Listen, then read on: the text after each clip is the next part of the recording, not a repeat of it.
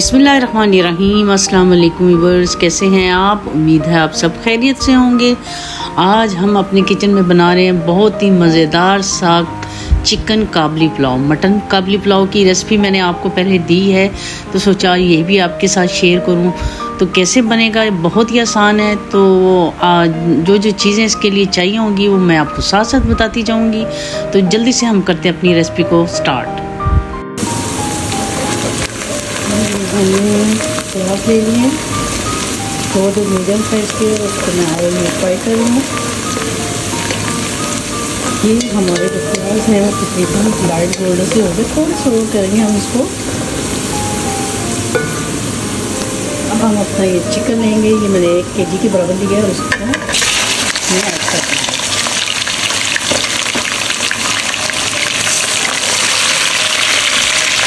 Chicken हम fry करेंगे light सा।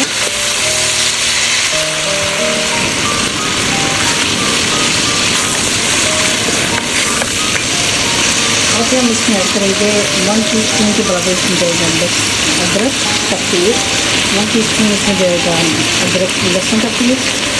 उसके बाद हम थोड़ा सा फ्राई करेंगे इसको।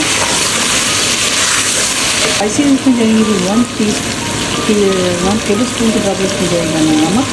भुना हुआ कुटा हुआ जीरा जाएगा इसमें 1 टेबल स्पून। इसको 15 से 20 मिनट तक इसकी भुनाई करेंगे।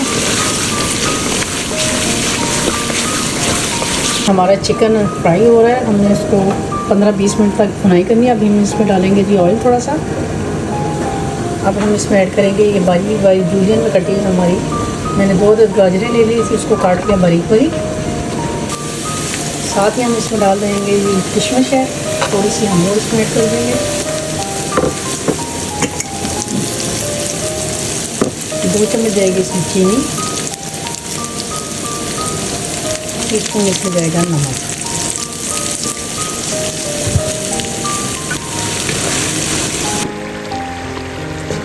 जी तो इधर हमारा जो चिकन है वो तकरीबन फ्राई हो चुका है। देखिए उसका कलर भी चेंज हो गया तकरीबन। हम इसमें ऐड करेंगे पानी, ये हम डाल देंगे जिसमें पानी अपने चावलों के हिसाब से आप पानी डालें। साथ ही इसमें हम ऐड कर देंगे अपने चावल। अब यहाँ पे हम इसमें ऐड कर देंगे, ये ऑप्शनल है, अगर आपने डालना चाहते हैं तो डाल लें।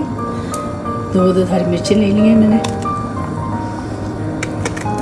और इनको काट के ऐसे डाल दिया है।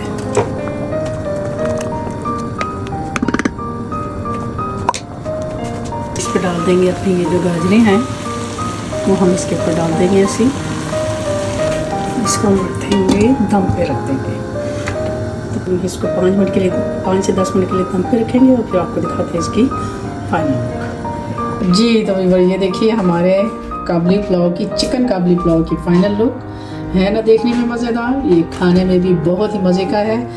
तो कैसी लगी आपको मेरी आज की रेसिपी, कमेंट बॉक्स में ज़रूर बताइएगा। इंशाल्लाह एक नई रेसिपी के साथ आपकी खिदमत में दोबारा हाज़िर होंगे।